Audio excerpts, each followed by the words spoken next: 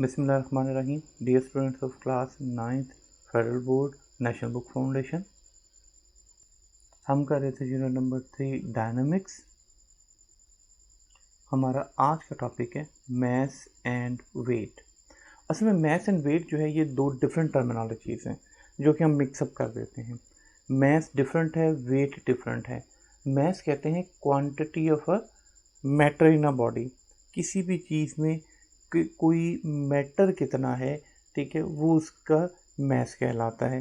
For example अगर आपके पास एक टेबल है तो इसमें फिर मैटर कितना मैस क्या होगा इसका कि जितना मैटर यूज़ किया गया। फॉर एग्ज़ाम्पल अगर वो एक वुडन या एक वुड का टेबल है तो फिर जितनी वुड उसको यूज़ की गई है, उसको बनाने में इस्तेमाल हुई है, वो चीज़ जो है वो इसका मैस कहलाएगी।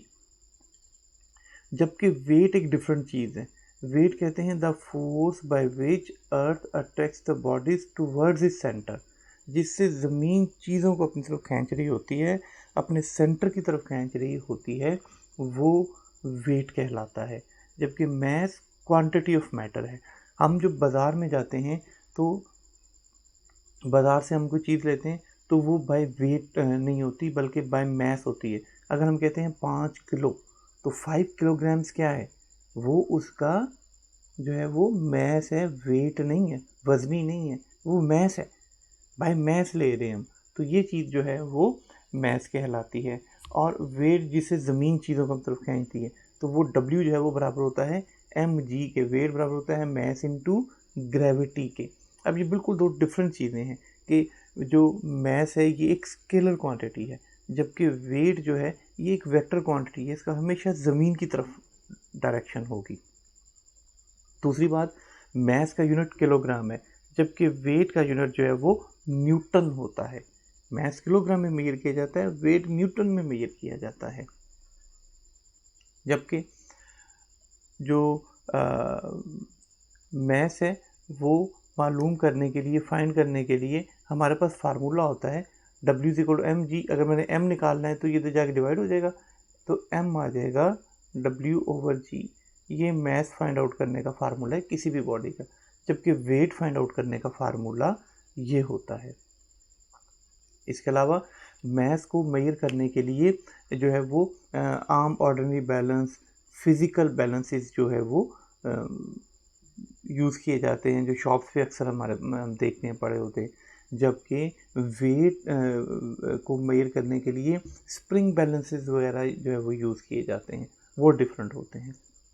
मैस मेजरिंग इंस्ट्रूमेंट्स हमने फर्स्ट चैप्टर में पढ़े थे, जिसमें कि फिजिकल बैलेंस था, इलेक्ट्रॉनिकल बैलेंस था, इस तरह के। और जो वेट मेजर करने वाले थे उनके जो है ना वो हम मेजर करते हैं उनके स्प्रिंग बैलेंस वगैरह से, जिसमें वो ज़मीन के साथ बिल्कुल आज़ादाना फ्रीली तौर पे जो है ना वो हैंग कर सके। इसके अलावा जो मैस है it can never be zero. इसको law of conservation of mass कहते हैं कि मैस ना तो हम प्रोड्यूस कर सकते हैं और ना ही हम मैस को ख़त्म कर सकते हैं। Law of conservation of mess है। जबकि वेट में क्या होता है कि वेट ज़ीरो भी हो सकता है, वेटलेसनेस की कंडीशन भी होती है। हम अगर ग्रेविटी से ऊपर चले जाएंगे, क्योंकि जी का बीच में ताल्लुक है ना ग्रेविटी का, तो अगर हम ज़मीन से ऊपर चांद पे चले जाएंगे तो वहाँ पे वेट बहुत कम हो जाएगा। उससे आगे कहीं चले जाएंगे, स्पेस में चले जाएंगे, तो बिल्कुल वेटलेसनेस की कंडीशन आ जाती होती है। ये भी जो है वो डिफरेंस है इसमें। मैस कभी भी ज़ीरो नहीं होता। अगर आपके पास कोई एक टेबल है, वो आप इसको मून पे भी ले जाएं तो उतने का उतना ही रहना है, मैस तो चेंज नहीं होना, लेकिन वेट उसका चेंज हो जाएगा। So mass remains constant everywhere. Mass हर जगह कांस्टेंट रहता है, जबकि वेट जो है वो हाइट के साथ साथ चेंज होता रहता है। Next one is measuring force and mass. Mass को और उसको फोर्स को मेजर करना। देखें, कहता है two devices use to measure force in the laboratory, the spring scale and the force sensor. कहते spring scale is a device, जिसकी मैंने भी आपको बताया था कि स्प्रिंग बैलेंस होता है, जिसकी मदद से हम किसी भी चीज़ का वेट मालूम कर सकते हैं। इसको ऐसे हैंग करते हैं, जिस भी चीज़ का वेट मालूम करना है उसको इस हुक के साथ लटका दिया जाता है। जैसे ही हुक के साथ नीचे लटका देते हैं तो यहाँ पे ये स्केल बना हुआ है हमारे पास, ये मूव करना चाहिए, ये नीचे आ जाएगा, यहाँ से ये नीचे आ जाएगा। और जहाँ पे आके रुक जाएगा वही इसका वेट होगा। Spring scale is a device used for measuring the force acting on a body. It consists of a spring which stretches when the force applied to it. जब फोर्स लगाते हैं तो ये स्ट्रेच हो जाता है। Stretching of spring is measured by the pointer moving on graduated scale. इस scale के ऊपर जो है वो पॉइंटर लगा होता है, जितना ये मूव करता है इसका मतलब है कि उतना ही उसका वेट होता है। जबकि force sensor uses an electrical gauge electronic gauge to measure the force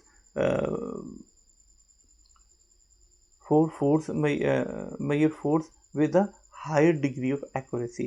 It gives a digital readout or a graph force interface with the computer. ये है हमारे पास फोर्स सेंसर, ठीक है। अब ये फोर्स सेंसर क्या करता है कि ये कंप्यूटर के साथ लिंक करके हम इसको ग्राफ में भी कर सकते हैं, या फिर हमें बड़ी एक्यूरेट डिजिटल जो है ना वो तौर पे बता देता है कि इसके ऊपर फोर्स कितनी लग रही है। कहते हैं वेट इज इफेक्ट दैट, ये है वेट की definition, weight is effect that gravitational force has on an object. ठीक है, कि वेट वो फोर्स है जिससे ज़मीन चीज़ों को खींच रही है, जबकि मैस क्या है, is a amount of matter in object, quantity of matter in a body. इसका ग्रेविटेशनल फील्ड से कोई ताल्लुक नहीं होता। कहते हैं if we do move to the moon, जैसे मैंने बताया कि अगर हम मून पे चले जाते हैं तो मैस पे कोई फ़र्क नहीं पड़ने वाला, लेकिन वेट जो है वो कम हो सकता है, वो आहिस्ता आहिस्ता ऊपर जाके कम होता जाएगा, वेटलेसनेस की कंडीशन आ जाएगी। W is equal to M G था, M is equal to W/G होता है। कहते thus if we somehow measure the force of gravity as W weight, इसको करें and divides value acceleration with G की वैल्यू हमें पता है, दोनों को डिवाइड कर दें तो हमारे पास मैस जो है वो किलोग्राम्स में आ जाएगा, जबकि फोर्स का यूनिट जो है वो न्यूटन होता है। Next, gravitational field. Gravitational field किसे कहते हैं कि एक एरिया या रीजन, किसी भी हम ग्रेविटेशनल ग्रेविटी की बात कर रहे हैं तो अर्थ, ज़मीन के गिर्द एक ख़ास एरिया जहाँ तक उसकी फोर्स ऑफ अट्रैक्शन जो है वो अर्थ हमें खींच सकती है अपनी तरफ, वो उसकी ग्रेविटेशनल फील्ड आप कह रहे हैं। ठीक है, फील्ड है ना, ख़ास एरिया है कि ज़मीन से अगर हम कुछ ऊपर चले जाएंगे, काफ़ी ऊपर चले जाते हैं, तो ज़मीन हमें अट्रैक्ट करना बंद कर देती है, उसके बाद हमें वो अर्थ अट्रैक्ट नहीं करती। लेकिन जैसे जैसे हम करीब आते जाएंगे आते जाएंगे आते जाएंगे, तो एक ऐसा वक्त आएगा जब वो हमें अट्रैक्ट करना शुरू कर देगी। तो वो ख़ास एरिया जहाँ तक ज़मीन चीज़ों को अपनी तरफ खींच रही होती है वो ग्रेविटेशनल फील्ड कहलाती है। The reason around a non contact force where a magnetic force is operated in terms of force field, कि वो एरिया जैसे ज़मीन है, अर्थ है, अर्थ के सराउंडिंग में वो ख़ास एरिया जहाँ तक अर्थ चीज़ों को अपनी तरफ खींच रही है, इससे बाहर चले जाएंगे तो फिर वो अपनी तरफ नहीं खींचेगी। Same the reason around a non contact force, के नॉन कॉन्टैक्ट टच नहीं कर रही, नॉन कॉन्टैक्ट फोर्स के अराउंड एक ख़ास इलाका, region where magnetic force is operated, जहाँ पे मैग्नेटिक फोर्स, एक फोर्स अट्रैक्शन की जो है ना वो उसके ऊपर लगा रही होती है, खींच रही होती है, वो फोर्स फील्ड कहलाती है। Whereas the area around a massive object, जबकि एक बहुत बड़े ऑब्जेक्ट जैसा कि अर्थ हो गया, सन हो गई, where gravitational force is operative is term as gravitational field, जहाँ तक उसको ज़मीन उसको वो खींच रही होती है उसकी ग्रेविटेशनल फील्ड कहलाती है। The gravitational field strength is the amount of force per unit mass acting on object, कि यूनिट मास पे लगने वाली जो फोर्स होती है वो उसकी ग्रेविटेशनल फील्ड स्ट्रेंथ कहलाती है, कि जितनी ज़्यादा लग रही होगी ग्रेविटेशनल फील्ड की स्ट्रेंथ उतनी ही ज़्यादा होगी। So G is equal to Fg/m, gravity जो है ना वो बराबर होती है Fg/m stand for mass. The value of G is equal to the magnitude of the gravitational force exerted on unit mass के ऊपर जितनी भी लग रही होती है। The gravitational field strength is a vector with a magnitude of G that points through the direction of the gravitational force. अब यहाँ से डायग्राम से देखें कि जो ग्रेविटेशनल फील्ड स्ट्रेंथ है ये एक वेक्टर क्वांटिटी है और हमेशा देखें किस तरफ जाएगी, ज़मीन की तरफ ही जाएगी, ठीक है ना, जो कि ग्रेविटी की है, अर्थ की है। तो ये उसको अगर कोई दूसरी बॉडी में ले लें तो उसके सेंटर की तरफ इसने एक्ट करना है, उसी की तरफ, डायरेक्शन उसी की तरफ आ जाएगी, लिहाजा ये एक वेक्टर क्वांटिटी होगी। अब हमें पता है Newton second law of position हमने पढ़ा था, एफ इज एम में, तो ए इज एफ ओवर एम हो गया। तो इसी तरीके से जो है वो ए एस क्या हो जाएगा, एफ एस ओवर एम हो जाएगा, और एफ ओवर एम जो है ना वो जी के बराबर भी हम इसको ले सकते हैं, ठीक है, F over M is equal to G. So in S I unit gravitational field strength is measured in newton per kilogram. Force का आ गया न्यूटन और मैस का क्या आ गया, पर किलोग्राम, तो newton per kilogram. It's a vector quantity and has the direction downwards और toward the centre of earth, जिसकी हमेशा जो है ना वो डायरेक्शन ज़मीन की तरफ ही होगी। Since gravitational field strength and the acceleration due to gravity are equal in magnitude, the symbol is g used for it, therefore its value जो है ना वो 9.8 न्यूटन पर किलोग्राम या फिर 9.8 मीटर पर सेकंड स्क्वायर होती है, जो कि जो अर्थ उसकी होगी वो ग्रेविटेशनल एक्सेलरेशन की भी वही चीज़ होती जो हमने पीछे फ्री फॉल मेथड में पढ़ा था, उसमें भी जी की वैल्यू जो है वो 9.8 मीटर पर सेकेंड, ये उसी को बयान कर रहे हैं। जी की वैल्यू कांस्टेंट होती है, लेकिन हम जो है उसको अपनी कन्वीनियंसी के लिए अपनी आसानी के लिए जी को 10 पुट कर लेते हैं न्यूमेरिकल्स में।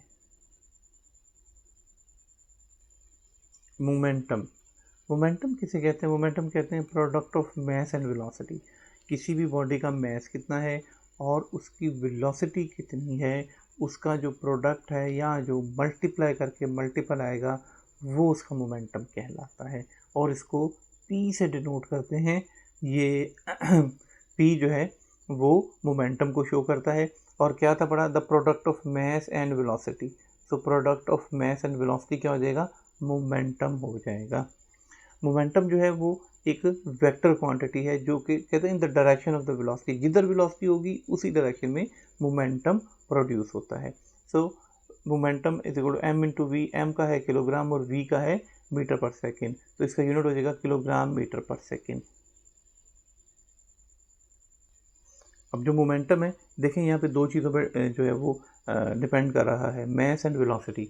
अब इन दोनों में से कोई भी चीज़ अगर ज़्यादा हो गई तो मोमेंटम ज़्यादा हो जाएगा। अगर हमारे पास जो है वो मैस बढ़ गया तो भी मोमेंटम ज़्यादा, अगर वेलोसिटी बढ़ गई तो भी मोमेंटम ज़्यादा हो जाएगा। फॉर एग्ज़ाम्पल कि अगर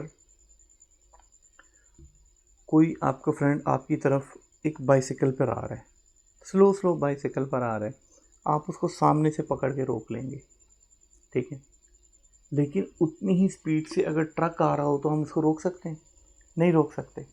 क्यों, क्योंकि उसका मैस बढ़ गया, मैस बढ़ने से मोमेंटम इंक्रीज हो गया। ऐसी सूरत में जो इम्पल्स या इफ़ेक्ट वो होगा उसका वो ज़्यादा होगा। अगर 10 किलोमीटर पर आवर की स्पीड से एक बाइसाइकिल हिट करती है तो आपको चोट बहुत कम लगेगी, लेकिन 10 किलोमीटर पर आवर की स्पीड से अगर एक ट्रक हिट करेगा तो चोट ज़्यादा लगेगी, क्योंकि उसका मोमेंटम जो है ना वो इंक्रीज हो गया। चाहे स्पीड दो वेलोसिटी दोनों की सेम है 10, लेकिन हमारा मैस बढ़ने से मोमेंटम इंक्रीज हो गया। ऐसी सूरत में जो इम्पैक्ट है उसके ऊपर वो भी ज़्यादा हो जाएगा।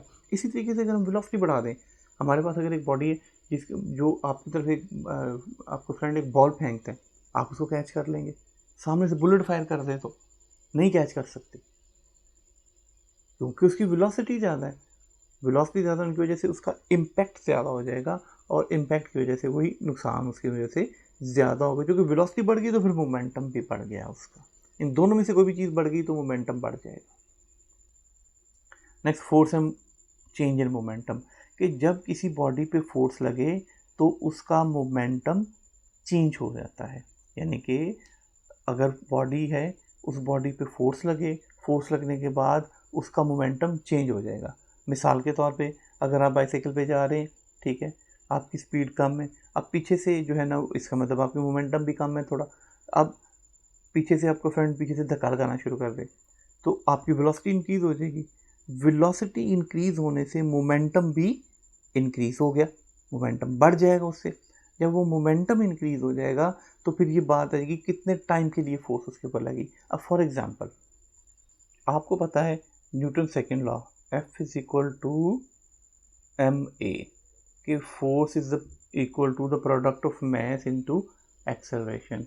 अब एक बॉडी है, फॉर एग्जांपल ये एक बॉडी है जिसकी इनिशियल वेलोसिटी वी आई है। अब ये मूव कर रही है, ठीक है, हम या फिर खड़ी हुई भी ठीक कह सकते हैं। हमने इसके ऊपर फोर्स लगाई, फोर्स लगाने के बाद जो है इसकी वेलोसिटी वी आई से वी एफ हो गई। अब ये जो फोर्स लगी वो कुछ टाइम के लिए लगी टी, और ये कुछ एक्सेलरेट करेगी पहले की निस्बत, इसकी कुछ स्पीड बढ़ गई है, कुछ स्पीड ज़्यादा हो गई है। सो हमारे पास जो फर्स्ट इक्वेशन ऑफ मोशन है वो क्या है, V F is equal to V I plus A T. अब उधर चला जाएगा V F minus V I is equal to A T, और अगर मैंने एक्सेलरेशन निकालना है तो acceleration is equal to V F minus V I over T. ये एक्सेलरेशन की वैल्यू हो गई। अब ये एक्सेलरेशन की वैल्यू यहाँ पुट कर दें तो F is equal to M, बाकी क्या बचा, V F minus V I over T. अब ये टी जो है वो शॉर्ट टाइम इंटरवल के लिए ना थोड़ी देर के लिए पीछे से आकर लगी, तो ऐसी सूरत में ये टी क्या हो जाएगा, फिर डेल्टा टी हो जाएगा थोड़ी सी टाइम के लिए, उसमें is a short time interval. So अब इसको अंदर मल्टीप्लाई कर दें, F is equal to M V F minus M V I over delta T. अब जो यहाँ पे हमें क्या पता चला कि एम वी एफ क्या होता है, इज इक्वल टू जो मोमेंटम था P वो किसके बराबर था, एम वी के। मोमेंटम एम वी के इक्वल था, तो ये भी तो एम वी एफ ही है, ठीक है। इसका क्या मतलब हो जाएगा, momentum final minus momentum initial over T. जो नेट फोर्स होगी वो इसके इक्वल आ जाएगी। इससे हमें क्या पता चला, the time rate change of linear momentum, ठीक है, मोमेंटम के बॉडी का is set to be the net force acting on the body, कि जितनी नेट फोर्स एक्ट कर रही होगी उसी हिसाब से उस बॉडी का मोमेंटम उससे चेंज हो रहा होगा। जितनी फोर्स एक्ट करेगी मोमेंटम उसी हिसाब से चेंज होगा, ठीक है। अगर ज़्यादा फोर्स लगेगी तो मोमेंटम में चेंज भी ज़्यादा आएगी। अगर आप अपने फ्रेंड को पीछे 10 न्यूटन से धक्का देते हैं तो उसकी बाइसिकल तेज़ हो जाएगी, 10 की जगह आप 100 से अगर धक्का देंगे तो और तेज़ हो जाएगी, और मोमेंटम और ज़्यादा हो जाएगा उसका, क्योंकि m इंटू वी है, वेलोसिटी बढ़ गई तो मोमेंटम बढ़ गया, ऐसे में मोमेंटम और ज़्यादा तेज़ हो जाएगा उसका। नेक्स्ट देखें, impulse and change in momentum. अभी मैंने बताया एफ नेट किसके बराबर होती है, final momentum minus initial momentum divided by T, इसको डेल्टा पी भी कह सकते हैं। अब ये टी से डिवाइड हो रहा है, मल्टीप्लाई हो जाएगा, F T is equal to delta P. अब इससे हमें क्या पता चलता है, दैट इम्पल्स किसे कहते हैं, कि जो मोमेंटम होता है वो फोर्स इनटू डेल्टा टी के बराबर होता है, ठीक है। डेल्टा टी क्या मतलब होता है कि फोर्स कितने टाइम के लिए बॉडी के साथ टच की है, ठीक है, कितनी देर के लिए फोर्स उसके ऊपर लगी है। Impulse is the product of the force executed on object force into time interval जिसके लिए एक्ट करती है। फॉर एग्जांपल कि जब एक फुटबॉल का प्लेयर फुटबॉल को किक करता है तो उसका बॉल और फुटबॉल और जो उसका पाँव है वो थोड़ी देर के लिए आपस में टच होते हैं, ठीक है, और उसकी सूरत में ये इम्पल्स है जिससे उसका मोमेंटम चेंज हो जाता है। पहले बॉल स्लो जा रही थी, जैसे ही वो हिट करेगा, किक करेगा उसको, तो वो क्या करेगी कि उसका जो मोमेंटम है वो ज़्यादा हो जाएगा, वो तेज़ी से आगे जाएगी। अब उसने जैसे हिट किया तो उसका जो फुट है, पाँव है, वो और फुटबॉल जो है वो कुछ देर के लिए कांटेक्ट में आए, चाहे बहुत थोड़ी देर के लिए आए, लेकिन उसका पाँव उस फुटबॉल को टच करेगा और फिर वो आगे की तरफ जाएगा। सो यही चीज़ इम्पल्स होती है कि फोर्स लगी और कितने टाइम के लिए लगी। जैसे कि क्रिकेट के प्लेयर भी होते हैं, उनकी भी यही एग्जांपल है कि जब वो बॉल उनकी तरफ आ रही होती है तो वो बैट के साथ जैसे हिट करते हैं तो बैट के साथ बॉल टच होती है, वो थोड़ी देर के लिए हो, चाहे 1 सेकंड के 1000वें हिस्से के लिए, लेकिन उसका जो मोमेंटम है वो चेंज कर देती होती है। So and is given with the symbol J. The impulse is a vector quantity and the direction of the impulse is the same as the direction of the force causes it. जिस direction में force लगेगी जो impulse है उसका direction भी यही होगा। ठीक है, अगर आप अपने फ्रेंड को पीछे से धक्का दे रहे हैं तो ऐसी सूरत में जो डायरेक्शन, जिस डायरेक्शन में फोर्स लगाएंगे, अगर पीछे से आगे की तरफ धक्का दे रहे हैं तो उस सूरत में उसका मोमेंटम भी आगे की तरफ ही बढ़ेगा। ठीक है, और अगर वो मूव कर रहा है, पकड़ के पीछे की तरफ फोर्स लगाने लग जाते हैं तो मोमेंटम भी उसका पीछे की तरफ ही आएगा, मोमेंटम उसका डिक्रीज हो जाएगा। ठीक है, नेक्स्ट देखें, for example when a batter hits a cricket ball initially the force is very small, within the milliseconds the force is large enough to deform the ball. चाहे वो मिली second के लिए है लेकिन force ज़्यादा है, बहुत ज़्यादा है, जिसकी वजह से उसको डिफॉर्म कर देती। The ball begins to move by return to its original shape and force soon drops back to zero. कि जैसे ही उसके साथ टच होती है थोड़ी देर के लिए फोर्स ज़ीरो होती है और उसके बाद फिर जो है वो आहिस्ता आहिस्ता बॉडी मूव करना शुरू कर देती है, बॉल आगे की तरफ मूव करना शुरू कर देगी और जब वो फोर्स ख़त्म हो जाएगी तो वो बॉल जाके रुक जाती है। नेक्स्ट देखें, Newton's laws and conservation of momentum, कि न्यूटन के लॉज और उसमें मोमेंटम कैसे कंजर्व होता है। कहते for an isolated system there is no net force acting F is equal to zero. जब तो हमारे पास आइसोलेटेड सिस्टम आ जाता है तो उसके ऊपर कोई नेट फोर्स एक्ट नहीं कर रही होती। ठीक है ना, आइसोलेटेड सिस्टम की तो हमारे पास डेफिनेशन ही है, when no net force acts on a body, कोई नेट फोर्स कोई नहीं होगी। अगर कोई फोर्स लग रही है लेफ्ट साइड पे तो वो राइट साइड के इक्वल होगी, जो ऊपर लग रही है वो नीचे के इक्वल होगी। इसको जो है ना वो यानी आइसोलेटेड सिस्टम कह देते हैं। सो हमारे पास क्या था कि F is equal to delta P by delta T, यही हमने पीछे पढ़ा। अब फोर्स तो ज़ीरो है तो ये ज़ीरो हो गई। अभी हमने पढ़ा that F is equal to delta P by delta T, change in momentum.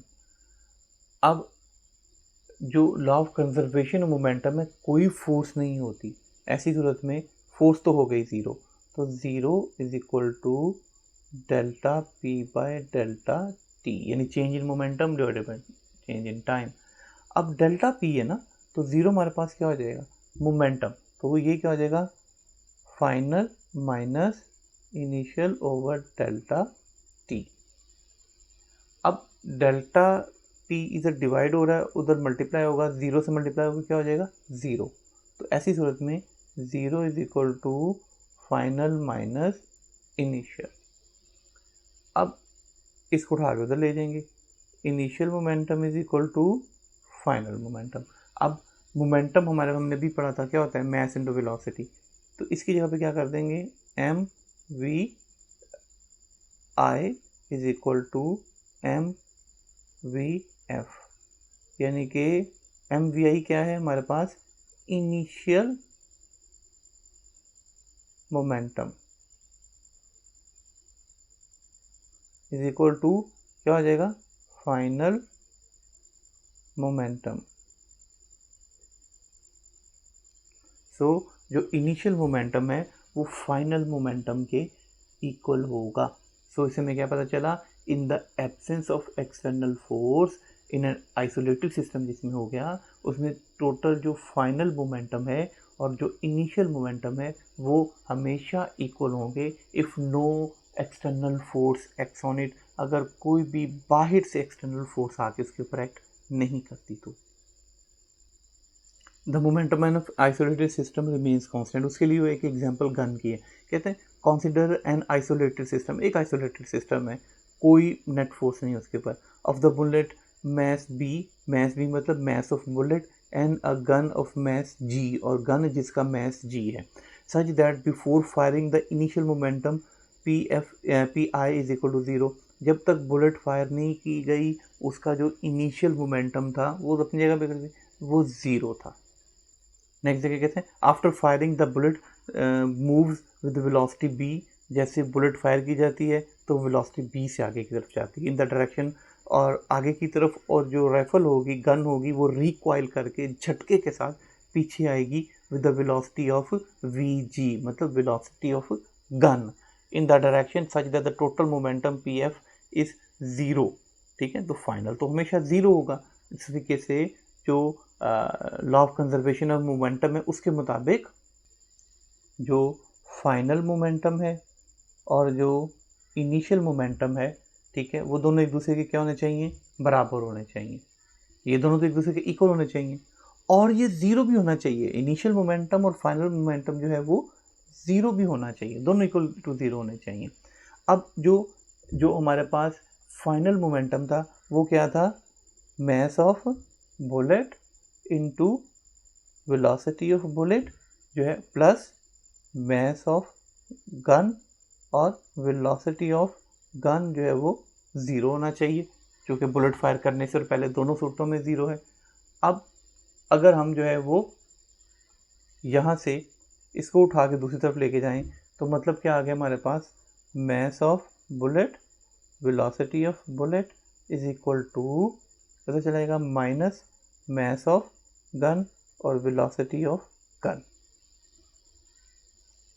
अब अगर हमने वेलोसिटी ऑफ गन की फाइंड आउट करनी तो ये इधर जाके डिवाइड हो जाएगा दूसरी तरफ। अब हमने velocity of gun find out करना है, ये इधर मल्टीप्लाई हो रहा है, दूसरी तरफ जाकर क्या हो जाएगा, डिवाइड हो जाएगा।